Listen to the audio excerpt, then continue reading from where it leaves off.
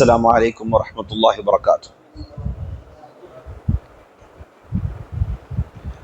ان الحمد للہ نحمده ونستعینه ونستغفره ونعوذ باللہ من شرور انفسنا ومن سیئات اعمالنا من يهده الله فلا مضل له ومن يضلل فلا هادي له واشهد ان لا اله الا الله وحده لا شريك له وأشهد أن محمدا عبده ورسوله وبعد، وقال الله تبارك وتعالى ولقد بعثنا في كل أمة رسولا أن اعبدوا الله واجتنبوا الطاغوت، وقال عليه الصلاة والسلام من قال لا إله إلا الله موقنا بقلبه دخل الجنة۔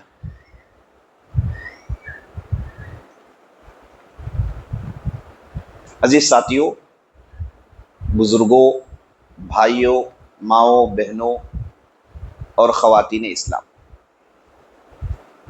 میں سب سے پہلے اللہ کی بارگاہ میں دعا کرتا ہوں کہ اللہ سبحانہ و تعالی جس طرح ہمیں یہاں عصر کی نماز کے بعد اس مبارک گھڑی میں، اس مبارک مسجد میں چند نصیحتوں کے ساتھ جمع کیا ہے، اسی طرح ہمیں جنت الفردوس میں جمع کریں، آمین یا رب العالمین۔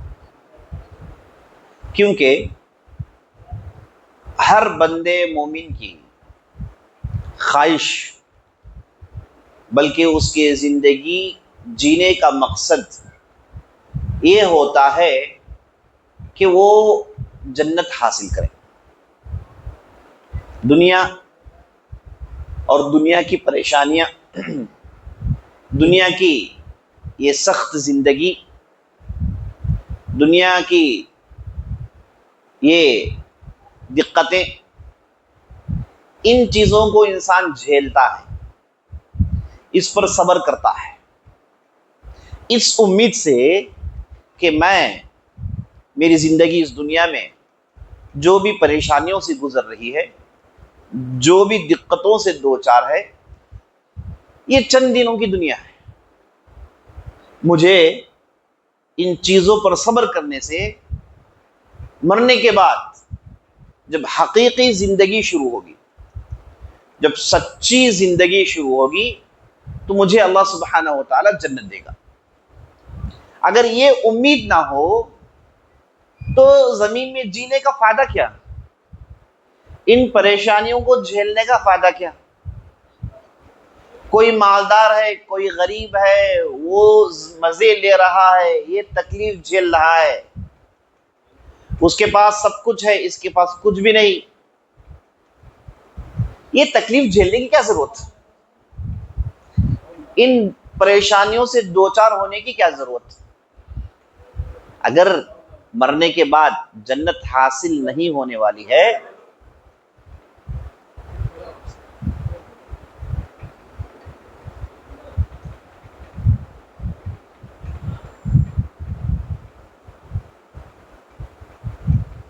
بولو جی، تو میں بتا رہا تھا کہ دنیا کی یہ پریشانیاں آخر کوئی انسان کیوں جھیلے بھائی، اگر اسے جنت ملنے والی نہیں ہے۔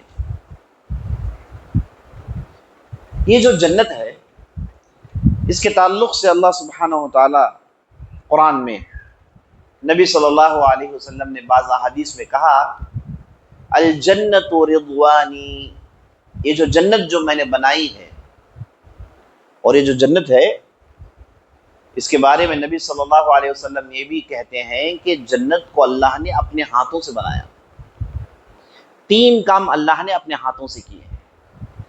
ایک، اللہ نے موسیٰ علیہ السلام کو تورات لکھ کر اپنے ہاتھوں سے دیا۔ نمبر 2، اللہ سبحانہ و تعالیٰ نے آدم کے چہرے کو اپنے ہاتھوں سے بنایا۔ یہ جو آدم کا چہرہ ہے، اس کی انجینئرنگ اللہ نے اپنے ہاتھوں سے کی۔ نتیجہ کیا نکلا؟ جانوروں میں جتنی بھی مخلوقات ہیں ان میں سے اگر کوئی سجدہ کر سکتا ہے تو صرف انسان. کسی بھی جانور میں، کسی بھی مخلوق میں اللہ کے سامنے سجدہ کرنے کی صلاحیت اور اللہ کے سامنے جھکنے کا امکان، اس کی طاقت انسان کے علاوہ کسی اور جانور میں نہیں ہے. صرف انسان ہے جو ماتھا ٹیک سکتا ہے اللہ کے سامنے. اللہ نے انسان کے چہرے کو ایسے بنایا، چونکہ جب یہ اللہ کے سامنے جھکتا ہے نا تو اللہ نے اس سر کو عزت بخشی. اس میں اللہ نے دماغ ڈالا، ایسا دماغ ڈالا، ایسی سمجھ ڈالی جو کوئی دنیا میں مخلوق اتنی سمجھدار ہو نہیں سکتی. جتنا اللہ نے انسان کو دماغ دیا، اللہ نے دنیا میں کسی اور انسان کو دیا ہی نہیں، کسی اور مخلوق کو دیا ہی نہیں، کیونکہ اللہ نے اپنے ہاتھوں سے اس چہرے کو بنایا ہے. اور تیسرا کام، اللہ نے جنت کو اپنے ہاتھوں سے سنوارا ہے. جنت کو اللہ نے اپنے ہاتھوں سے سینچا ہے، خوبصورت بنایا ہے. یہ دنیا جس کی خوبصورتی دیکھ کر ہم خوش ہو جاتے ہیں، ہرے بھرے کھیت، ہرے بھرے پہاڑ، پانی، آسمان، ان چیزوں کو دیکھ کر انسان خوش ہو جاتا ہے. جبکہ دنیا، اسے اللہ نے اپنے ہاتھوں سے نہیں بنایا. حکم ہو گیا، یہ چیز ہو گئی. لیکن اللہ نے جنت کو اپنے ہاتھوں سے بنایا ہے. وہاں کے درخت سونے کے چاندی کے ہوں گے، وہاں کے ندیوں میں موتیاں ہوتی ہیں. اور آپ کو یہ سن کر تعجب ہوگا کہ یہ جنت میں جانے کے لیے اگر کوئی آدمی اس کے لیے اللہ چن لیتا ہے تو اس دنیا جیسی 10 دنیا جوڑ کر اللہ سبحانہ و تعالیٰ ایک جنت دیتا ہے ایک بندے کو.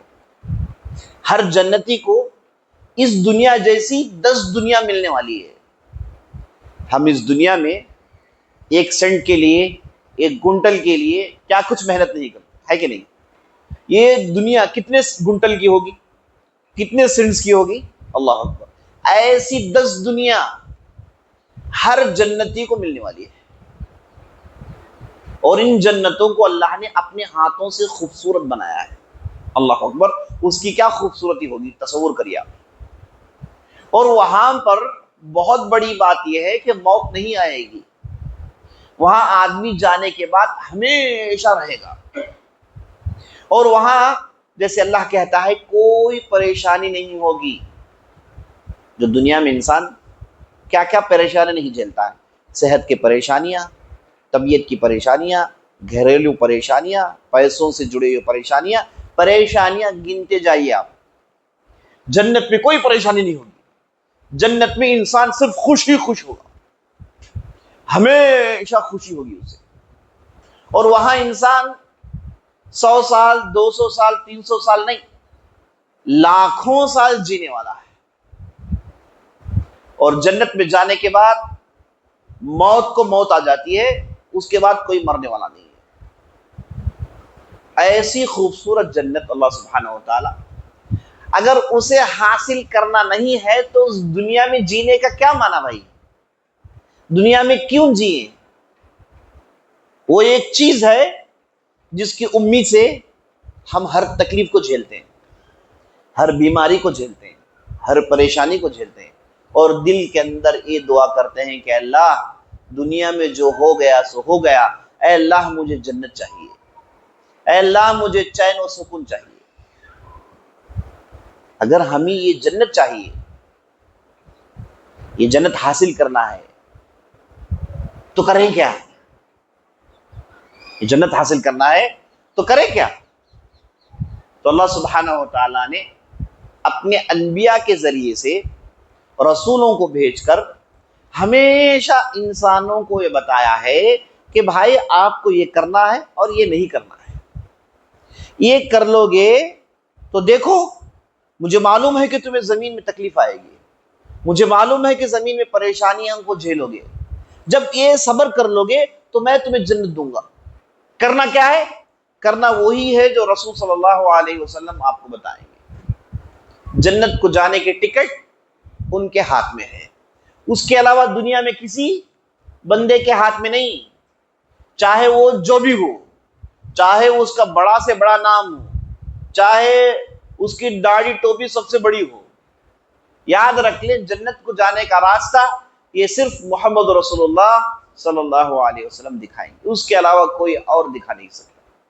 تو محمد صلی اللہ علیہ وسلم آئے تو محمد صلی اللہ علیہ وسلم نے مکے کے وادیوں میں مکے والوں سے کہا کہ اے مکہ والو، اگر تمہیں جنت چاہیے تو پہلے ایک کام آپ کو کرنا پڑے گا۔ تم جنت میں جانا چاہتے ہو تو تمہیں ایک کام کرنا پڑے گا، اگر وہ نہیں کرو گے تو یاد رکھ لیں جنت میں جا نہیں سکتے۔ وہ بنیادی کام کیا ہے؟ بنیادی کام جسے ہم لا الہ الا اللہ محمد رسول اللہ کہتے ہیں، جسے ہم توحید کہتے ہیں، یہ اگر آپ کر لیں گے تو آپ جنت کے لیے ایلیجبل ہے۔ آپ سے دوسری غلطیاں ہوئی، یہ توحید کے اندر اتنی طاقت ہے کہ دوسری غلطیوں کو چھپا دیتی ہے، دوسری غلطیوں کو دبا دیتی ہے، یہاں تک کہ نبی صلی اللہ علیہ وسلم ایک حدیث قدسی میں اللہ سے روایت کرتے ہیں کہ اللہ سبحانہ و تعالیٰ کہتا ہے ابن آدم لو اتیتنی بقراب الارض خطایا لاتیتها مغفرہ، اے آدم کی اولاد، قیامت کے دن جب تو میرے سامنے کھڑا ہوگا، اگر تیرے کھاتے میں اتنے گناہ ہیں، اتنے گناہ ہیں، اتنے گناہ ہیں کہ آسمان کے بلندیوں کو وہ گناہ چھی رہے ہیں، اتنے سارے گناہ لے کر میرے پاس آیا، تیرے کھاتے میں گناہ بھرے پڑے ہوئے ہیں، لیکن تیرے کھاتے میں، تیرے اکاؤنٹ میں لا الہ الا اللہ محمد رسول اللہ ہے، یعنی تو نے توحید پر عمل کیا ہے، تو میں اس توحید کے بدولت تیرے پورے گناہوں کو معاف کر سکتا ہوں۔ اللہ اکبر، پورے گناہ اللہ سبحانہ وتعالی معاف کرنے کے لیے تیار ہے اگر بندہ توحید پر ہے، توحید پر عمل کر رہا ہے۔ اور نبی صلی اللہ علیہ وسلم نے مکے کے وادی میں 10 سال مکہ والوں کو یہی تعلیم دی۔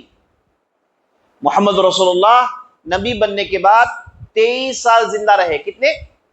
23 ایئرس، 23 سال زندہ رہے، اس میں 13 سال مکے میں بتائی اور مدینے میں 10 سال، تو 13 سال جو مکے کے رہے، آپ صلی اللہ علیہ وسلم نے پورا کام یہی کیا کہ بھائی آ جاؤ، ایک اللہ کی عبادت کرو، ایک اللہ کی عبادت کرو، عبادت کے نام سے تم نے جو جو بنا رکھا ہے ان چیزوں کو چھوڑ دو، ان چیزوں سے گھن آتی ہے، ان چیزوں سے پریشانی ہوتی ہے، یہ تم نے کیا بت بنا رکھے، کس کے سامنے ماتھا ٹیک رہے ہو، یہ بھی تم جیسے پتھر ہیں، یہ نہ سنتے ہیں نہ نقصان پہنچاتے ہیں، یہ تمہارا کچھ بھی بگاڑ نہیں سکتے۔ آپ صلی اللہ علیہ وسلم نے چیخا، آپ صلی اللہ علیہ وسلم نے پکارا، اب اس کا بدلہ لوگوں نے کیا دیا؟ چھوٹی سی بات ہے، نہیں آسان، کیا مشکل کیا ہے یہ ایک اللہ کی عبادت کرنا، کیا دقت کیا ہے اس میں، کیا پریشانی کیا ہے، بہت آسان چیز ہے نا۔ لیکن دیکھیے اتنی آسان چیز کو شیطان کرنے نہیں دیتا۔ یہ آپ جس ملک میں رہتے ہیں، آپ کے اڑوس پڑوس جو دوسرے مذہب کے لوگ ہیں، ان کے یہاں بت پرستی گھٹی میں پڑی ہوئی ہے کہ نہیں؟ جہاں کہیں بھی جائیے ان کے پاس ان کی تصویریں، ان کے بت، وہ کچھ بھی نہ ہو تو مٹی کا ایک پتھر اسے پوجتے ہیں، اس میں کچھ رنگ ڈال دیا، پھول ڈال دیا اور اسے پوجنا شروع کر دیتے ہیں۔ اتنی سمپل سی بات کیوں سمجھ میں نہیں آتی ان لوگوں کو؟ کبھی آپ نے سوچا ہے؟ چھوٹی سی بات ہے بھائی، ایک اللہ کو مانیے، یہ کہیے کہ آسمان زمین یہ جسے بنایا وہی میرا رب ہے، میں اسی کی عبادت کرتا ہوں، یہ پتھر کنکر یہ کچھ نہیں کر سکتے۔ آسان سی بات ہے، بچہ سمجھے گا، لیکن ہوتا نہیں ہے۔ آپ نے غور کیا کبھی؟ یہ توحید کو ماننے والے کتنے ہیں؟ پورے دنیا میں 800 کروڑ لوگ ہیں۔ کتنے؟ 800 کروڑ لوگ ہیں۔ صرف ہندوستان میں 140 کروڑ لوگ ہیں۔ 800 کروڑ میں کتنے ہیں یہ چھوٹی سی بات پر عمل کرتے ہوں گے؟ آسان، ایک بھی ایک دو جیسا ہے۔ یاد رکھ لیجئے 800 کروڑ میں 2% بھی لوگ نہیں ہیں جو اس پر عمل کرتے ہیں. باقی سب کیا ہیں؟ باقی سب وہی بت پرستی میں پڑے ہوئے ہیں. بڑا عقل مند آدمی ہے، بہت بڑا سائنسدان ہے، بہت بڑا آفیسر ہے، بہت بڑا فلاں ہے، وہی بت کے سامنے جھکتا ہے، اسی کو پوچھتا ہے، وہی نکالتا ہے، لگاتا ہے سر میں. یہ کیسے بھائی؟ بڑا تعجب ہوتا ہے. نہیں، آپ تعجب میں مت پڑیے. وہ کیوں؟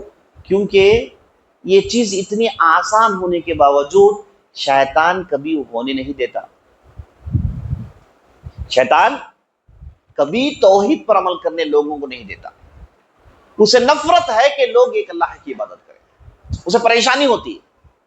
اس لیے دیکھیے ابراہیم علیہ السلام، جنہوں نے زمین میں جتنے پہاڑ ہیں ہر پہاڑ میں کھڑے ہو کے لوگوں کو کہا کہ اے لوگوں، ایک اللہ ہی کی عبادت کرو، ان پتھروں میں کچھ رکھا ہوا نہیں ہے، تمہاری مانگ پوری کرنے والا صرف اللہ ہے، اس کے علاوہ کوئی تمہاری مانگوں کو پوری نہیں کر سکتا. چیخا چلایا، پوری زندگی اسی میں گزاری. آخری زمانے میں پتہ ہے انہوں نے کیا دعا کی؟ قرآن میں ان کے آخری زمانے کی دعا ہے. کیا دعا ہے؟ دیکھیے کیا کہتے ہیں. کہتے ہیں رب جنبنی و بنی ان نعبد الاصنام رب انہن اضللن کثیرا. کہتے ہیں کہ اللہ، اے پاک پروردگار، اے آسمان زمین کے خالق مالک مدبر، اے اللہ، تیرے علاوہ کوئی معبود نہیں جس کی عبادت ہونی چاہیے، تو معبود برحق. اے اللہ، مجھے اور میری اولاد کو بت پرستی سے بچا. مجھے، یہ نہیں کہا کہ میری اولاد کو، کہا مجھے ابراہیم علیہ السلام، جنہوں نے اپنے والد صاحب جو عراق کے اندر ایک بستی کے بہت بڑے پوجاری تھے جن کا نام تھا آزر، بہت بڑا نام تھا، ان کے لڑکے تھے، اور ان کے والد صاحب کے ساتھ ان کے ساتھ جو کشمکش چلی، قرآن نے سورہ مریم کے اندر پوری تفصیل بیان کی. ابراہیم علیہ السلام نے ان کے والد صاحب سے جھگڑا، کہا کہ ابا جان، اے ابا جان، جو آپ راستے میں چلتے ہیں ٹھیک نہیں ہے، آپ بتوں کی عبادت کرتے ہیں ٹھیک نہیں ہے، آپ میرے ساتھ چلیے، میں آپ کو راستہ دکھاتا ہوں.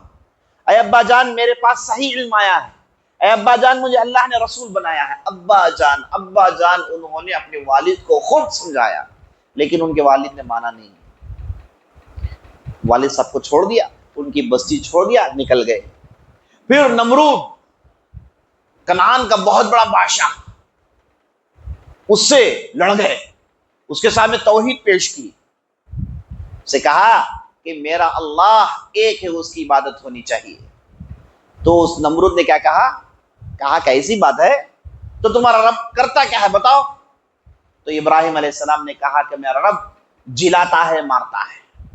اب وہ ٹہرا بیوقوف، اس نے کہا جلاتا ہے مارتا ہے، تو اس نے 2 قیدیوں کو بلایا. ایک قیدی جسے سولی پر چڑھانی تھی، کہا کہ اسے رہا کر دو. ایک صاحب کو رہا کرنا تھا، اسے پکڑ کے مار دیا اور کہا کہ دیکھو، میں بھی جلاتا ہوں، میں بھی مارتا ہوں. ہم آپ ہوں گے کہیں گے بیوقوف، یہ نہیں جلانا جو ہم بول رہے ہیں، یہ نہیں مارنا جو ہم بول رہے ہیں. لیکن ابراہیم علیہ السلام ہوشیار آدمی تھے، انہوں نے سمجھ لیا کہ یہ آدمی کیا ہے، موٹے دماغ کا ہے نا، اسے موٹی بات ہی سمجھ میں آئے گی، یہ بات سمجھ میں نہیں آئی اسے. تو سیدھے سیدھے کیا کہا، میرا رب سورج کو مشرق سے نکالتا ہے، مغرب میں ڈوباتا ہے، تو مغرب سے نکال کے دکھا. موٹی بات، اس سے موٹی بات کچھ بھی نہیں ہو سکتی، بکرے کو بھی بات سمجھ جائے گی. موٹی بات بتایا کہ میرا رب مغرب سے، مشرق سے سورج نکالتا ہے، مغرب میں ڈباتا ہے، اب تو اسے مغرب سے نکال کے دکھا. اب وہ جو نمرود بادشاہ تھا اسے غصہ آ گیا، فبہت الذی کفر، وہ ہل گیا اندر سے، کوئی جواب نہیں، علم بلم الٹی سیدھی بات بھی نہیں کر سکتا نا، خطرناک پھنسا دیا. اسے غصہ آیا، کہا کہ نہیں، ابراہیم کو کرنا کیا ہے، سزا دینا ہے. اور ابراہیم علیہ السلام جھگڑ کے وہاں سے بھی نکل گئے. پوری زندگی انہوں نے لوگوں سے کہا کہ بھائی ایک اللہ کی عبادت کرو، ایک اللہ کی عبادت کرو، بچپن سے انہوں نے شروع کیا۔ کب سے شروع کیا؟ بچپن سے اپنے بستی والوں سے کہا کہ کیا بھائی بتوں کے پیچھے پڑے ہوئے ہو، غیر اللہ کے سامنے ماتھا ٹیک کر کیا ملے گا؟ یہ غیر اللہ ہے، یہ کچھ نہیں کر سکتا، اللہ کے علاوہ کوئی تمہاری پریشانی دور نہیں کر سکتا۔ لیکن بستی والے نہیں مانے۔ ایک مرتبہ بستی والوں نے کہا کہ چلو ہمارے ساتھ میلے میں چلو۔ ابراہیم نے پروگرام بنا لیا بستی والوں کو کیسے بات سمجھ میں آنی ہے، سمجھانا ہے۔ بستی والوں نے کہا کہ چلو ہمارے ساتھ میلے پہ جانا ہے۔ ابراہیم علیہ السلام نے آسمان میں دیکھا اور کہا کہ میں بیمار ہوں۔ آسمان میں ستاروں کو دیکھا، کہا کہ میں بیمار ہوں، میں آپ کے ساتھ چل نہیں سکتا۔ تو بستی والے چلے گئے۔ اب جیسے بستی والے چلے گئے، یہ ابراہیم داخل ہوئے تو ان کے ہاں جو بت رکھے ہوئے تھے سارے بتوں کو توڑ دیا، بڑے کے علاوہ۔ بستی والے واپس آئے، بولے کس نے ہمارے بتوں کو توڑ دیا؟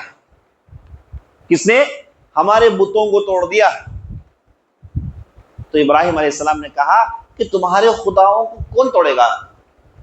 جس کی تم عبادت کرتے ہو اسے سب سے زیادہ طاقت ہے، وہ اسے کون توڑے گا؟ تو انہیں بات سمجھ میں آئی کہ نہیں، یہ ایسا ہونا نہیں چاہیے، اگر یہ خدا ہوتے تو کوئی توڑتا نہیں انہیں۔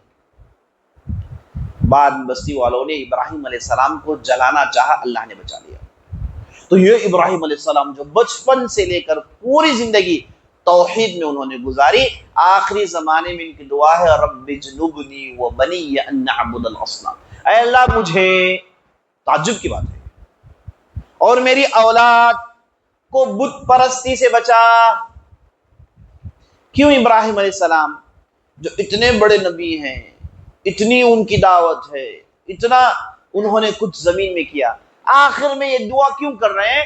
کیونکہ انہیں معلوم ہے کہ توحید کی بات اتنی آسان ہونے کے باوجود شیطان اسے کرنے نہیں چھوڑے گا، شیطان شرک کا ننگا ناچ نچواتے رہے گا۔ آج بھی دنیا میں جھگڑا یہی توحید اور شرک کا ہے۔ آپ جس ملک میں رہتے ہیں، جو آپ کو کہتے ہیں کہ پڑوسی ملک جاؤ، آپ فلاں مت کرو، آپ فلاں مت کر دو، انہیں آپ سے پریشانی ہے کیا؟ کیا پریشانی ہے؟ ہم نے کیا بگاڑ دیا ان کا؟ پتا ہے کیا پریشانی ہے؟ ایک ہی پریشانی ہے، وہ پریشانی یہ ہے کہ ان کے لوگ ان کا مذہب چھوڑ کے آپ کے مذہب کو قبول کر رہے ہیں۔ آپ کے مذہب کو قبول کرنے کی وجہ کیا ہے؟ کیونکہ آپ کا مذہب سمجھ میں آتا ہے لوگوں کو، اور سیدھے وہ اپنے مذہب کو چھوڑ کے آپ کے مذہب کو قبول کرتے ہیں، اور آپ کے دین کو دیکھ کر انہیں حسد ہوتی ہے، وہ بھی چاہتے ہیں کہ ایک اللہ کی عبادت کریں۔ یاد رکھ لیجیے آپ، ایک اللہ کے سامنے ماتھا ٹھکانا ہر آدمی چاہتا ہے، لیکن سب سے بن نہیں پڑتا۔ وہ بھی چاہتے ہیں کہ بھئی یہ خدا سیدھے اللہ کو پوجے، یہ کیا پتھروں سے کیوں پوجے، یہ پوجا پاٹ کیا شیوا ہے۔ وہ جانتے ہیں انسان کو اللہ نے دماغ دیا ہے، وہ جانتے ہیں، لیکن کر نہیں سکتے۔ یہ دیکھیے تعجب، جانتے ہیں کہ یہی حقیقت ہے لیکن کر نہیں سکتے۔ ہم مسلمان بڑی آسانی سے اسے کر لیتے ہیں، مسجد میں جاتے ہیں، سیدھے اللہ کے سامنے ماتھا ٹیکتے ہیں، سیدھے اللہ سے پوچھتے ہیں۔ یہ چیز انہیں سمجھ میں نہیں آتی، بلکہ یہ چیز آپ کو دیکھ کر حسد میں پڑا دیتی ہے، حسد میں چلا جائیں کہ بھئی یہ لوگ کر رہے ہیں ہم کیوں نہیں کر سکتے۔ ہمارے پاس تو ہر چیز کو ہم نے خدا بنا رکھا ہے، یہ دلدل سے ہم کب باہر نکلیں گے؟ یہ مسلمان تو نکل چکے ہیں، جو ہوشیار ہے وہاں چلے آتا ہے۔ یہی ایک پریشانی ہے، آپ کے دین سے پریشانی ہے، کسی اور چیز سے نہیں۔ آپ کے ایمان سے پریشانی ہے، کسی اور چیز سے نہیں۔ آپ کی نماز سے پریشانی ہے، کسی اور چیز سے نہیں۔ آپ جو آسانی سے سجدہ کرتے ہیں، اس سے انہیں پریشانی ہے۔ ان کے پاس سیدھے خدا کو پہنچنے کا طریقہ ہے ہی نہیں۔ آپ رشی کے پاس جائیے، فلاں سنت کے پاس جائیے، فلاں کے پاس جائیے، پجاری کے پاس جائیے، اس سے پاس پوجا کروائیے، فلاں کروائیے، بت پر چڑھاوے چڑھائیے، اس کے باوجود سیدھے اللہ کے پاس پہنچ نہیں سکتے، نہیں پہنچ سکتے۔ تو یہاں پر آپ کو یہ چیز جان لینی چاہیے کہ توحید اتنا آسان ہونے کے باوجود کیوں اس پر عمل نہیں کرتے لوگ؟ یہی وجہ، شیطان نہیں چھوڑے گا، وہ چھوڑے گا ہی نہیں، اور ساری دنیا میں شیطان ہی کا راج چل رہا ہے۔ آج جتنا بھی آپ دیکھ رہے ہیں دنیا میں، دنیا میں آج لوگوں کو بت پرستی پروموٹ کیا جاتا ہے، پتا ہے کہ نہیں پتا ہے؟ لوگوں کو جا کر کہتے ہیں کہ یہ جو تمہارے آبا و اجداد تھے جو 1000 سال 2000 سال پرانے، وہ لوگ کیا کرتے تھے وہ کرو تم. یعنی اسلام آنے سے پہلے جو گمراہی تھی نا، اس گمراہی میں دوبارہ آ جاؤ. عرب ممالک میں، ساری دنیا میں یہ ڈنکے کی چوٹ میں آواز اٹھا رہے ہیں کہ بھائی انسان جو 2-3 ہزار سال پہلے تھا ویسے انسان کو دوبارہ بننا چاہیے. کیونکہ جو بت پرست تھا، مانو جو خدا کو ماننا چاہتے ہو، جس کے سامنے سجدہ کرنا چاہتے کرو. یہ ہے اسلام، لا الہ الا اللہ محمد رسول اللہ. اس سے بچ کر رہو. اب اس کے خلاف کیسے پروپیگنڈا کیا؟ کہا کہ یہ ٹیررسٹ مذہب ہے نا، یہ دہشت گرد پھیلانے والا مذہب ہے، اسے ماننے والے دہشت گرد ہیں. الٹا پروپیگنڈا کیا تاکہ لوگوں کو اسی شرک میں اٹکا کر رکھے، لوگ توحید میں نہ جائیں، صحیح راستے میں نہ جائیں. عزیز ساتھیوں، بزرگوں، ماں بہنوں، ہم اور آپ کو چاہیے کہ اس توحید کو ہمارے جان سے زیادہ، ہماری زندگیوں سے زیادہ، کھانے پینے سانس سے زیادہ اس کی اہمیت جانیں، اور اسے جیسے آپ خزانوں کو چھپا کر رکھتے ہیں نا، ویسے اپنے سینے میں چھپا کر اس کی حفاظت کریے. لوگ آپ کے اس چیز کو ڈاکہ ڈالنے والے ہیں. بہت بڑی نعمت ہے جو آپ کے سینے میں ہے. آپ ایک اللہ کے سامنے آتے ہیں، آسانی کے ساتھ کھڑے ہوتے ہیں، ایک اللہ کی عبادت کرتے ہیں، مانگتے ہیں، آپ کی پوری مانگ پوری ہوتی ہے نا. ایک آدمی سے پوچھا گیا کہ بھائی تمہیں کیسے معلوم کہ اللہ ہے؟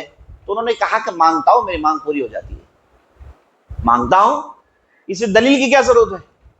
بھائی مجھے جو ضرورت چاہیے مانگتا ہوں، مانگ پوری ہو جاتی ہے. مجھے ایک ایسا آدمی بتاؤ جس نے اللہ کے پاس مانگا ڈھنگ سے اور اس کی مانگ پوری نہ ہو ہی نہیں سکتا ہے. آپ سچے دل سے مانگیے، آپ کی مانگ پوری ہوگی. بلکہ مانگ پوری نہیں ہوتی، بلکہ اس سے زیادہ جو بہتر ہے وہی ہوتا ہے آپ کے ساتھ.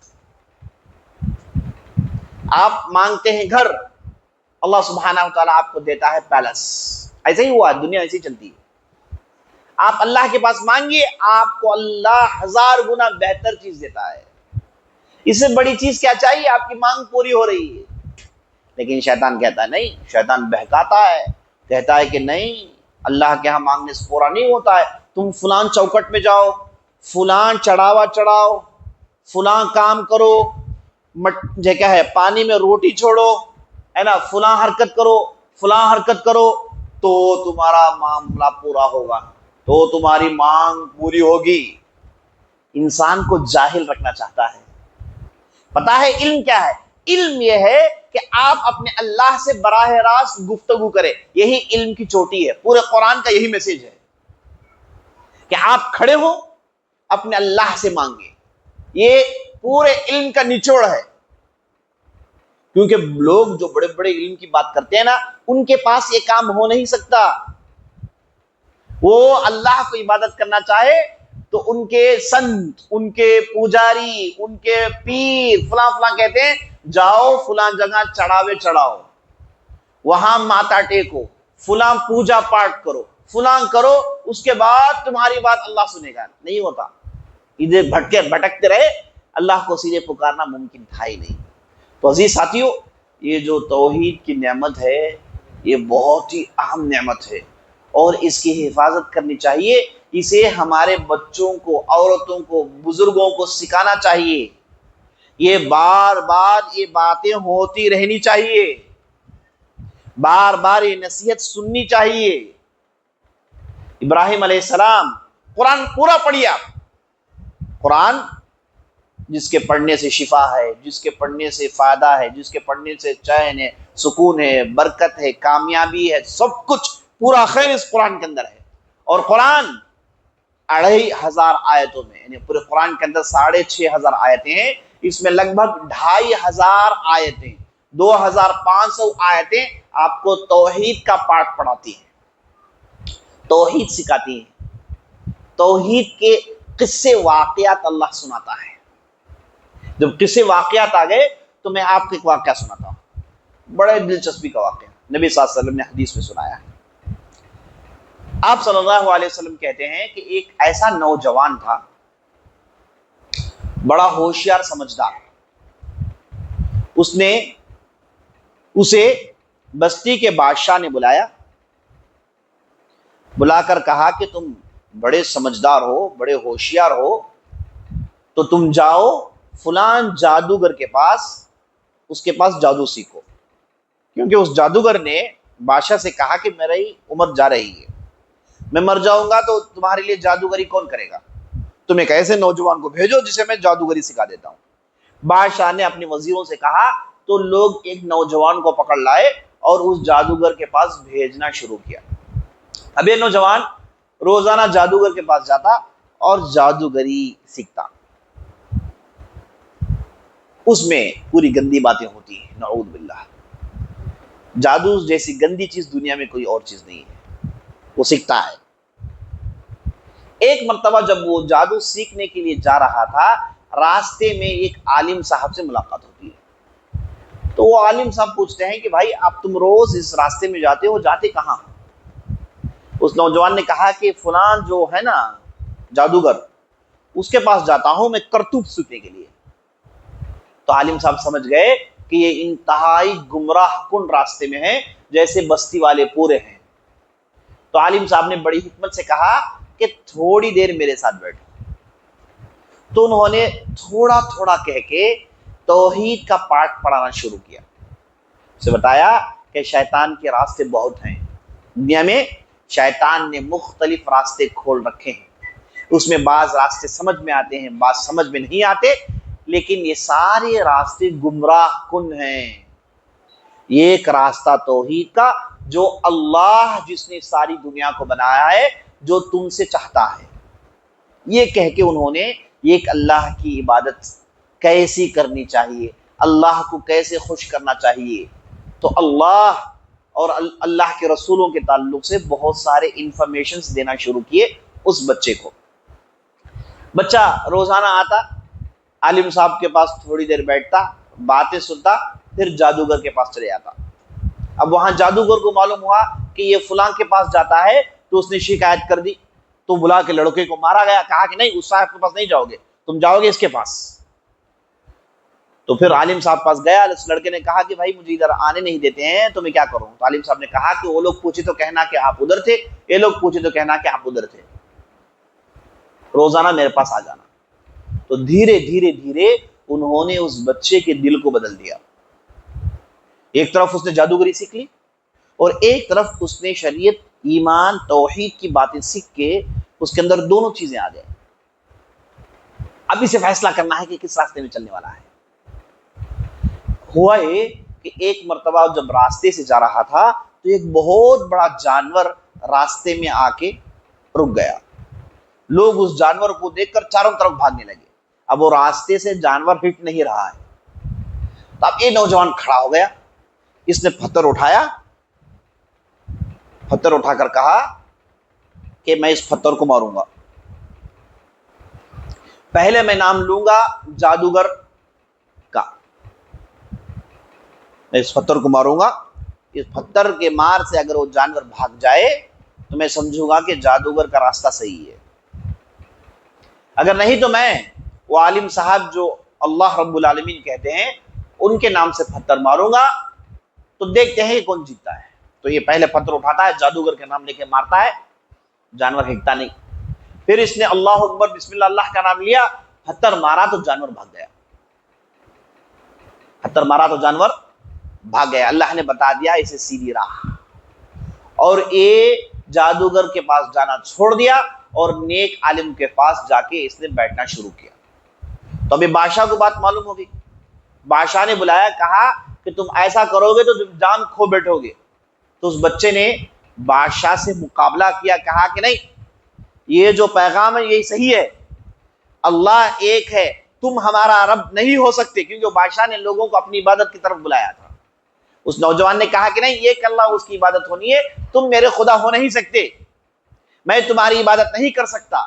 تو اس نے بادشاہ سے مقابلہ کیا، اور بادشاہ نے کیا کہا لوگوں سے کہا کہ لے جاؤ اس نوجوان کو کسی پہاڑ سے پھینک دو. لوگ لے گئے اور پہاڑ سے اس نوجوان کو پھینکا تو یہ نوجوان نیچے آیا, اسے کچھ نہیں ہوا, سیدھے سیدھے اٹھا, سیدھے بادشاہ کے مجلس میں چلا گیا. بادشاہ نے کہا کہ تمہیں تو پہاڑ سے پھینکا گیا, کہا کہ مجھے کچھ ہوتا نہیں ہے, اللہ میری حفاظت کرتا ہے. پھر بادشاہ نے کہا کہ اسے لے جاؤ سمندر میں پھینک کر آؤ. لوگ لے گئے کشتی میں, سمندر میں پھینکا, پھر واپس آ گئے. ان کے آنے سے پہلے نوجوان پھر مجلس میں آ گیا. تعجب سے لوگوں نے پوچھا کہ بھائی کیا معاملہ ہے؟ کہا کہ نہیں, میں اللہ کا نام لیتا ہوں, مجھے کچھ نقصان نہیں ہو سکتا ہے. یقینی بات ہے, آپ اگر ایک اللہ کی عبادت کرتے ہیں آپ کو کوئی نقصان نہیں پہنچا سکتا. ساری دنیا کی طاقت بھی مل جائے تو آپ کا کچھ بھی نہیں کر سکتے. ابراہیم علیہ السلام کو جلانے کی کوشش کی لیکن اللہ نے بچایا کہ نہیں بچایا. تو اس نوجوان کو سمندر میں پھینکا, پھر آ گیا اور ہر طریقے سے کوشش کی جان سے مارنے کے لیے. بادشاہ اور اس کے لوگ تھک گئے, کہا کہ مار نہیں پا رہے. تو پھر لڑکے نے خود کہا تم مجھے مارنا چاہتے ہو, میرے پاس ایک سولوشن ہے. دیکھیے دعوت اسلامی پیغام پہنچانے کے لیے اس نوجوان نے کیسی سوچ سوچی.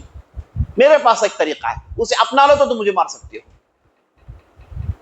ان لوگوں نے پوچھا کہ کیا طریقہ ہے؟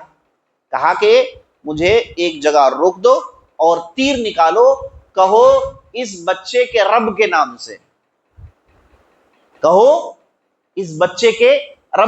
سے, ہاں یہ کام بستی والوں کے سامنے کرنا.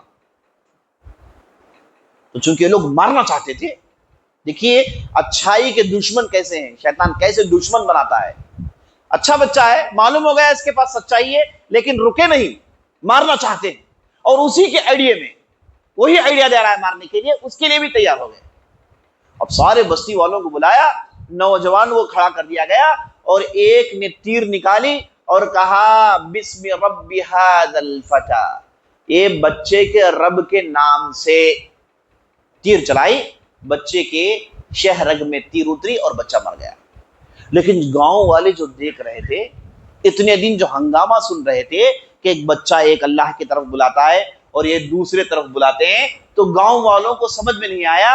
تو جب مارنے والے نے بچے کے رب کا نام لیا تو گاؤں والوں نے کہا کہ یہ بچے کا رب ہی صحیح ہے, ہم سب اس کے بعد اسے ماننے والے ہیں. سب کے سب مسلمان ہو گئے. اب بادشاہ کو غصہ آیا, شرمندگی ہوئی کہ میں نے کیسی بیوقوفی کر ڈالی ہے نا. سارے کے سارے لوگ مسلمان ہو گئے, سارے کے سارے لوگ ایک اللہ کی عبادت پر ایمان لا لیے ہیں. مجھے کافی غصہ آیا, اس نے کہا یہ سارے لوگوں کو جلاؤ. عزیز ساتھیو, آپ یقین نہیں کریں گے, سارے لوگوں کو جلانے کا انتظام ہوا. بڑی بڑی آگ کی بھٹیاں بنائی گئی اور ایک ایک کو لاتے اور اسے کہتے کہ تم اس بچے کے رب کو مانتے ہو کہ نہیں بادشاہ کو مانتے ہو, کس کی عبادت کرو گے؟ وہ آدمی بڑے آسانی سے کہتا ہے کہ بھائی نہیں, میں ایک اللہ کی عبادت کرتا ہوں, نوجوان جس رب کے بارے میں بتایا ہے میں اسی رب کو مانتا ہوں. کھا کے آگ میں ڈال دیتے ہیں. ایک ایک کر کے ہزاروں کی تعداد کو جلایا گیا.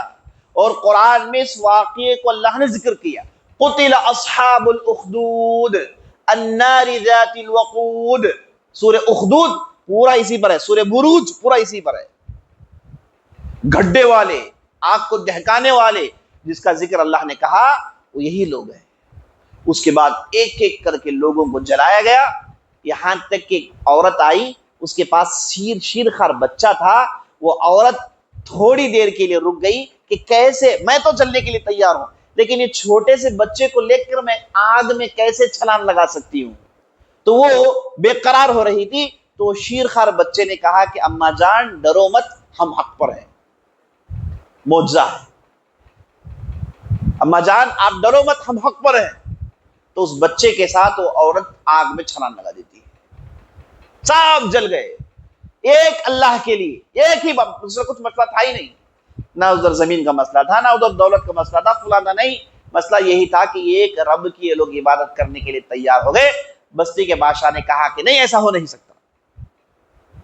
توحید کے لیے پوری جانیں چلی گئی ایسے ساتھیوں, اور توحید کے لیے جتنی قربانیاں دی گئی کچھ کم نہیں. یاد رکھ لیں, اگر صحابہ کی مقدس جماعت یہ قربانیاں نہیں دیتی تو ہم اور آپ آج اس مسجد میں نہیں ہوتے، کسی مندر میں گھنٹی مار رہے ہوتے، کسی پتھر کے سامنے ماتھا ٹیک رہے ہوتے، ہے کہ نہیں؟ اللہ کی تلاش میں ادھر ادھر بھٹک رہے ہوتے۔ یہ صحابہ کی مقدس جماعت تھی جنہوں نے صبر کیا، جھیلا، مصیبتوں کو سنبھالا، آخر کار اسی توحید میں اڑے رہے، تو اللہ سبحانہ و تعالیٰ نے ان کے ایمان کی بدولت ساری دنیا میں توحید کا ڈنکا بجا دیا۔ ایک ایک قربانیاں، اللہ اکبر۔ آج ہم جو بیٹھ کر لا الہ الا اللہ محمد رسول اللہ کہتے ہیں، یاد رکھ لیجئے مکے کے وادی میں یہ کہنا آسان نہیں تھا۔ یہ آپ کے سامنے بلال رضی اللہ عنہ کی مثال ہے، حبشی غلام تھے، مکے کی وادی میں غلاموں کی کوئی حیثیت تھی نہیں، لوگ انہیں انسان مانتے نہیں تھے، غلام۔ یہ جب توحید کی بات ان کے کانوں تک پہنچی کہ بھائی یہ اللہ ہی کی عبادت کرنی ہے، ان بتوں میں کچھ رکھا نہیں ہے، عبادت تو اللہ ہی کی کرنی ہے، تو جب یہ بات سنی، بات سمجھ میں آ گئی، وہ اسلام انہوں نے قبول کر لیا۔ اب جیسے ہی اسلام قبول کیا، ابی بن خلف، ایک بہت بڑا ظالم مشرک جسے نبی صلی اللہ علیہ وسلم نے اپنے ہاتھوں سے قتل کیا، آپ صلی اللہ علیہ وسلم نے صرف ایک آدمی کو اپنے ہاتھوں سے قتل کیا، وہی تھا ابی بن خلف۔ یہ اس بلال رضی اللہ عنہ کا آقا تھا، تو اسے اتنا غصہ آیا، اس نے کہا کہ تم ایک اللہ کی عبادت کر رہے ہو، تم محمد کے دین پر چل رہے ہو۔ یہ کہہ کے اس نے بلال رضی اللہ عنہ کو ایسی اذیت دی کہ تپتی دھوپ میں، صحرا میں، مٹی میں ننگا کر کے لٹا دیتا، اور ان کے سینے میں بڑا پتھر رکھتا اور کہتا کہ دیکھو تمہاری جان چلی جائے گی، تم اس توحید کو چھوڑ دو۔ سینے میں پتھر ہے، گرمی ہے، پورا جسم پسینے میں ڈوبا ہوا ہے، ایسے عالم میں بھی بلال رضی اللہ عنہ نے انگلی اٹھائی، کہا احد نہیں بھائی، عبادت ایک اللہ ہی کی ہے، تم چاہے جو بھی کر لو، تم چاہے جو بھی کر لو، میں ایک اللہ ہی کی عبادت کرنے والا ہوں۔ اسی حالت میں چھوڑ کر چلے جاتا، یہ تڑپتے رہتے، گھنٹوں تڑپتے رہتے۔ ایک ایک مثال ہے۔ سمیہ رضی اللہ عنہ، اسلام کے نام پر سب سے پہلے کسی نے جان دی تو وہ مرد نہیں تھا، بلکہ جان دینے والی ایک عورت تھی۔ عزیز ساتھیوں، جن کا نام تھا سمیہ رضی اللہ عنہا، ان کے شوہر کا نام عمار اور ان کے لڑکے کا نام یاسر، یہ سب ابو جہل کے غلام تھے۔ تو جیسے ابو جہل کو معلوم ہو گیا کہ ان لوگوں نے اسلام قبول کیا ہے، محمد رسول اللہ پر ایمان لایا ہے، ایک اللہ کی عبادت کرنا انہوں نے شروع کر لی ہے، تو اس نے نہ بچہ دیکھا نہ عورت دیکھا، ان سب کو مارا کرتا تھا، خوب مارتا تھا، یہاں تک کہ ایک دن اسے اتنا غصہ آیا شیطان کو کہ اس نے اتنا مارا، سمیہ کو اتنا مارا، خنجر لے کے اس نے چبایا، یہاں تک کہ مار مار کے جان سے مار دیا۔ لیکن وہ عورت جب مر رہی تھی اس کے جسم میں چاقو چبائے جا رہے تھے، اس عورت نے رویا نہیں، چیخا نہیں، شور شرابہ نہیں مچایا، بلکہ اس عورت کے چہرے میں مسکراہٹ تھی۔ اس نے پوچھا کہ تم مسکرا کیوں رہی ہے؟ اس نے کہا کہ مجھے جنت کی ٹھنڈی ہوائیں آ رہی ہیں، میرے آنکھوں کے سامنے جنت ہے، میری موت اور جنت میں جانے کے لیے صرف تیرا مارنا باقی ہے، تم مار دے گا تو میں سیدھے جنت جاؤں گی۔ اسے غصہ آیا تو اس نے قتل کر دیا۔ اس کے بعد یاسر کو لایا، کہا کہ چھوڑ دو یہ دین، اس توحید کو چھوڑ دو، اس سمپل سے فارمولے کو چھوڑ دو، ایک ایک دو جیسی بات کو چھوڑ دو، اور چلو ان بت پرستوں، ان بتوں کو مانو، ہے نا۔ عرب ایسے بت پرست تھے، کعبے کے اندر 360 بت رکھے ہوئے تھے، لات منات ہبل، ایک ایک قبیلہ ایک ایک خدا کو مانتا، ایک ایک قبیلہ ایک ایک پتھر کو مانتا۔ جیسے آج ہمارے معاشرے میں دیکھتے ہیں، ہر بستی والے کے لیے خدا ہے، ہر کنبے کے لیے خدا ہے، جاتے ہیں اس پر چڑھاوے چڑھاتے ہیں۔ افسوس کے بعض مسلمان بھی یہ کام کرتے ہیں۔ ہم اور آپ کو شرم سے ڈوب کے مر جانا چاہیے کہ یہ مسلمان ہے، اسے ہم نے تعلیم نہیں دی، اسے ہم نے نہیں بتایا کہ یہ شیطان کا راستہ ہے، اس راستے پر مت چلو، لیکن افسوس ہم مسلمانوں نے اللہ کے اس دین کو پیسوں سے بیچ دیا۔ اللہ المستعان، ہمیں تو دنیا کی پڑی ہوئی ہے نا، ہم تو صرف پیسے، لالچ اسی میں پڑے ہوئے ہیں۔ اے ساتھیوں، اے بزرگوں، ماؤں بہنوں، اللہ کے دین کی طرف آئیے، اللہ کے دین پر عمل کریے، تمہیں دنیا بھی ملے گا اور آخرت بھی ملے گی۔ تو یاسر رضی اللہ عنہ کو یہ ابو جہل لاتا ہے اور سارے اس کے جو غلام تھے ان کے سامنے ایک عبرت قائم کرنا چاہتا تھا۔ کیا کیا اس نے 2 اونٹ لائے، اس اونٹ میں ایک ہاتھ کو باندھا، دوسرے اونٹ میں دوسرے ہاتھ کو، اس طرف پیر کو باندھا اور اس طرف پیر کو باندھا، اور دونوں اونٹوں کو دونوں طرف دوڑایا۔ ان کے 2 ٹکڑے ہو گئے، یہ 2 ٹکڑے ہو کے گر گئے، لیکن اللہ کے بندے نے توحید نہیں چھوڑا، ایمان نہیں چھوڑا، جھیلتے رہے، مر گیا آدمی لیکن ایمان نہیں چھوڑا۔ جی ساتھی، اللہ اکبر۔ قربانیاں دیکھیے، کچھ کم قربانیاں نہیں، یہ جو اسلام ہے آپ سے قربانیاں مانگتا ہے، آپ سے قربانیاں مانگتا ہے۔ شیطان کی مخالفت کرنا، شیطان سے لڑنا آسان نہیں ہے، اور جنت حاصل کرنا آسان نہیں ہے۔ آپ کو زمین میں قربانیاں دینی پڑے گی، آپ کی دولت کی قربانی دینی ہے، آپ کے جان کی قربانی دینی ہے، آپ کے آل و اولاد کی قربانی دینی ہے، آپ کو قربانی دینی ہے، اللہ آپ سے قربانی لے گا۔ جیسے اللہ نے قرآن میں ارشاد فرمایا، حتی یمیز الخبیث من الطیب، اچھے اور برے لوگوں کے اندر فرق ہونا چاہیے نا۔ اچھے لوگوں کو اللہ آزماتا ہے، وہ آزمائش میں پورے اترتے ہیں تو اس کے بعد ان کے لیے وہ لہلہاتی کھیتیں، ہمیشہ کے جنات اس کے لیے اللہ دیتا ہے۔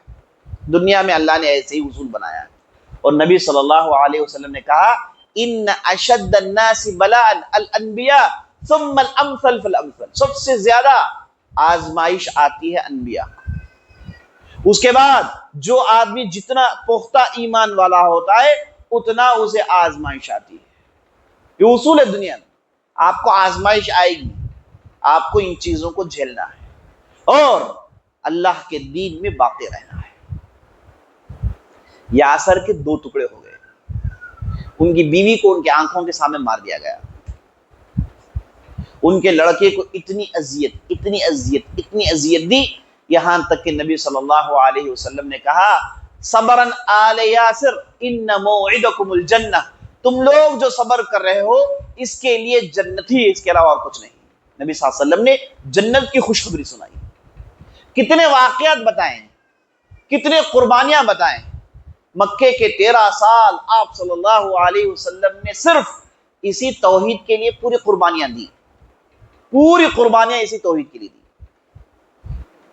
اپنے بستی سے بھگائے گئے، طائف پہنچے، طائف کے گلیوں میں لوگوں نے پتھراؤ کیا، پورا جسم خون سے ڈوب گیا، واپس آئے، پریشانی ہوئی، اتنا آسان فارمولا لوگ کیوں نہیں مانتے، اتنی آسان بات، ایزی بات لوگ کیوں نہیں مانتے، پریشانی ہوئی تو اللہ نے جنوں کو بھیجا اور جن آئے نبی صلی اللہ علیہ وسلم پر ایمان لائے۔ یہ نبی صلی اللہ علیہ وسلم کو دلاسا دیا گیا کہ آپ بے قرار مت ہو جاؤ، یہ لوگ ایمان لائیں گے۔ 10 سال کے بعد پوری کی پوری گھاٹی مسلمان ہو جاتی ہے۔ اللہ اکبر، کتنے تکالیف جھیلے، کتنے واقعات ہیں۔ ایک صحابی جن کا نام خباب بن ارت تھا، جب اسلام آ گیا، ساری دنیا میں اسلام پھیل گیا، پھول گیا، تو ایک مرتبہ چند نوجوان بچوں کو لے کر بیٹھے تو بچوں نے کہا کہ اے خباب، ہم آپ کی پیٹھ دیکھنا چاہتے ہیں۔ تو خباب نے ان کی پیٹھ دکھائی تو پورا پیٹھ سفید ہے۔ ان بچوں نے پوچھا کہ پوری پیٹھ کیسے سفید ہو گئی؟ تو خباب نے کہا کہ یہ پیٹھ سفید ہونے کے پیچھے بڑا قصہ ہے۔ اتنے میں ایک بچے نے کہا کہ کتنا اچھا ہوتا ہم بھی آپ کی طرح نبی صلی اللہ علیہ وسلم کے ساتھ رہ کے اسلام قبول کرتے۔ خباب بن ارت نے کہا کہ کیا کہہ رہے ہو، اللہ کی پناہ مانگو۔ وہ جو زمانہ تھا اسلام کا نام لینا موت کو دعوت دینے کے برابر تھا۔ ہم میں سے کئی لوگوں نے اسلام قبول نہیں کیا، ایسے جہنم میں چلے گئے۔ اللہ کی تعریف کرو کہ تم مسلمان پیدا ہوئے، تمہیں یہ آزمائش میں ڈالا نہیں گیا، تمہیں تو سیدھے سیدھے سوکھا ہاتھ میں دے دیا گیا کہ آپ اسلام پر انجوائے کرو۔ ہمیں تو آزمائش میں ڈالا گیا نا، دونوں راستوں کے بیچ میں کھڑا کر دیا گیا، اور یہ راستہ چنیں گے تو موت، یہ راستہ چنیں گے تو عزت، لیکن ہم نے موت کے راستے کو چنا۔ کتنے لوگ تھے کام کیے، بہت بڑی آزمائش تھی۔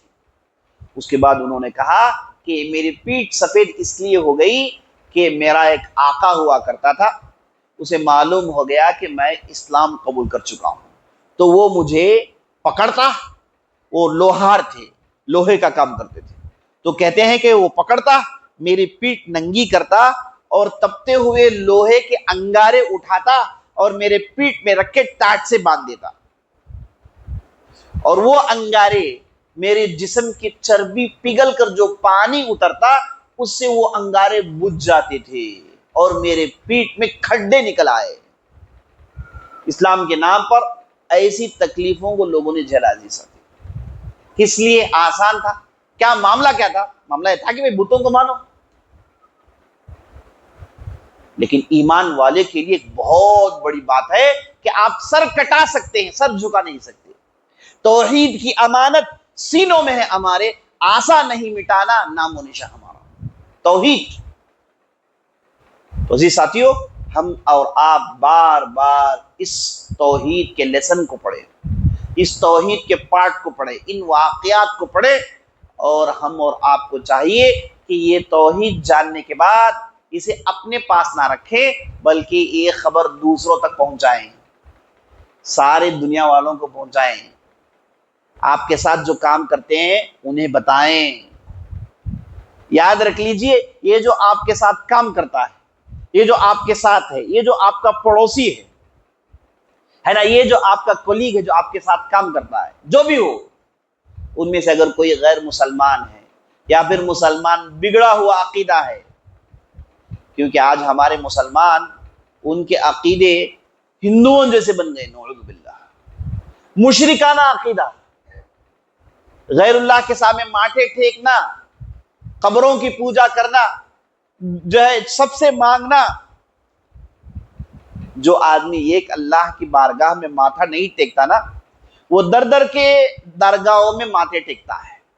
یہ ایک اللہ کے سامنے اگر کوئی نہیں جھکا، دنیا کے پوری مجلسوں میں ذلیل ہوگا، دنیا کی پوری مجلسوں میں ذلیل ہوگا۔ جو آدمی اللہ سے نہیں ڈرتا وہ مچھر سے بھی ڈرے گا، مکھی سے بھی ڈرے گا۔ آپ اللہ سے ڈرتے ہیں تو دنیا کی کوئی طاقت سے ڈرنے کی ضرورت نہیں۔ اللہ کی عبادت میں انسان کو عزت ہے، توحید میں انسان کے لیے بڑائی ہے۔ یہ ایک سجدہ جو انسان کرتا ہے، یہ سجدہ دنیا کے کئی سجدوں سے بچاتا ہے، عزت ملتی ہے انسان کو۔ یہ توحید کے کرشمے عزیز ساتھی۔ اچھا، اگر میں ایک اللہ کی عبادت کروں مجھے فائدہ کیا ملے گا؟ انسان پوچھ سکتا ہے نا کہ مجھے کیا فائدہ ملے گا؟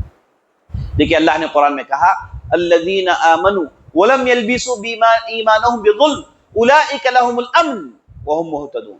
اگر آپ امن میں رہنا چاہتے ہیں، چین و سکون سے رہنا چاہتے ہیں، پریشانیوں سے بچنا چاہتے ہیں، اللہ کہتا ہے کہ آپ اپنے ایمان کو شرک سے بچا لو۔ شرک کیا ہے؟ توحید کی ضد ہے، اللہ کے علاوہ دوسری طاقت کے سامنے سر جھکانا، یا پھر اللہ کے سامنے بھی سر جھکانا، ان کے سامنے بھی سر جھکانا، اسی کو شرک کہتے ہیں، جو کہ بہت بڑی ناانصافی ہے۔ ان الشرک لظلم عظیم، اللہ کے ساتھ کسی اور کو پکارنا عبادت کے لیے، اللہ کا مقام کسی اور کو دینا، اللہ کی طاقت کسی اور کو دینا، اسی کو شرک کہتے ہیں، اور اللہ اسے ہمیشہ ناپسند کیا ہے۔ وَمَن يُشْرِكْ بِاللَّهِ فَقَدْ حَرَّمَ اللَّهُ عَلَيْهِ الْجَنَّةَ، جس کسی نے شرک کیا اس پر تو جنت حرام ہے۔ دنیا میں تکلیف جھیلا اور مرنے کے بعد اور زیادہ تکلیفیں ہوں گی۔ اگر آپ امن و امان سے رہنا چاہتے ہیں، اس پر عمل کر دیکھیے، انسان اطمینان سے رہتا ہے جب اس کے سینے میں توحید کی دیا جلتی ہے، اس کے سینے میں توحید کی کرنیں ہیں تو بڑا امن ہوتا ہے۔ اللہ نے کہا الذین آمنوا وَلَمْ يَلْبِسُوا إِيمَانَهُمْ بِظُلْمٍ أُولَٰئِكَ لَهُمُ الْأَمْنُ وَهُمْ مُهْتَدُونَ. جو لوگ ایمان لائے اور اپنے ایمان کو شرک سے مکس اپ نہیں کیا، ان لوگوں کے لیے امن ہے اور یہ لوگ سیدھے راستے میں ہیں. توحید کا یہ فائدہ ہے. بغیر توحید کے انسان جنت میں جا نہیں سکتا. توحید نہیں ہے سینے میں، دل میں ایمان نہیں ہے، توحید نہیں ہے، جنت جا نہیں سکتے. جنت جانے کے لیے توحید میں ہونا ضروری ہے.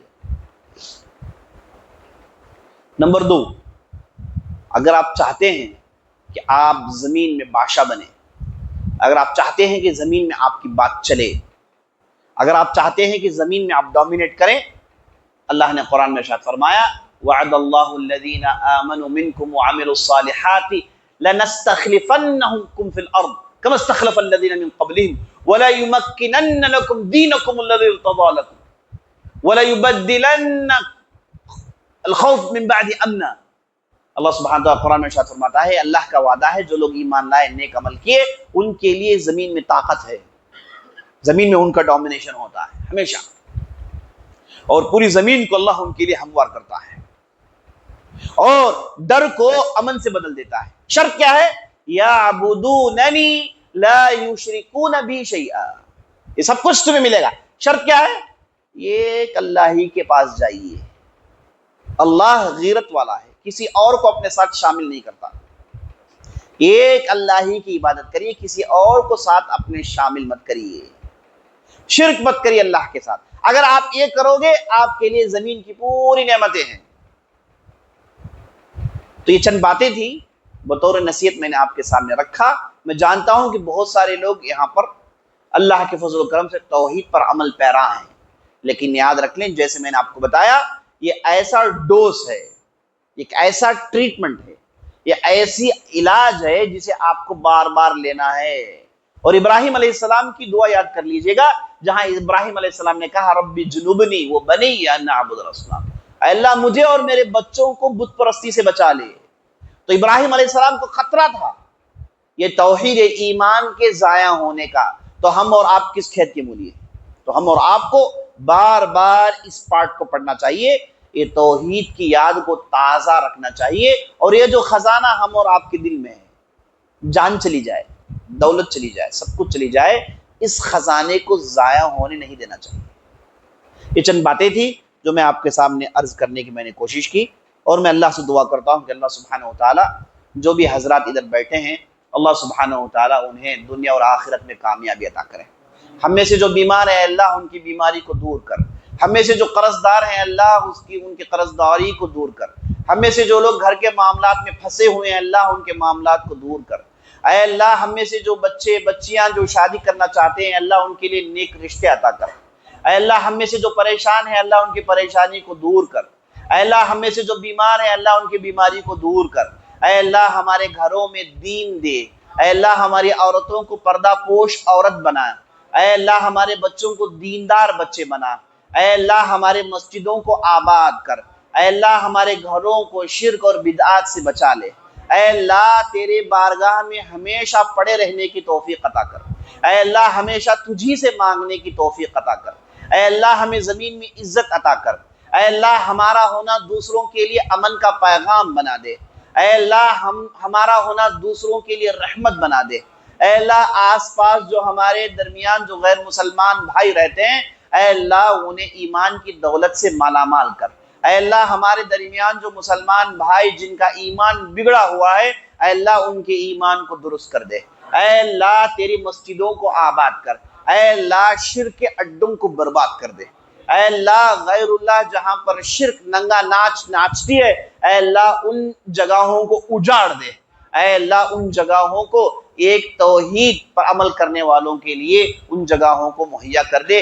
ھذا باللہ التوفیق وصلی اللہ علی نبینا محمد وعلی آلہ وصحبہ اجمعین.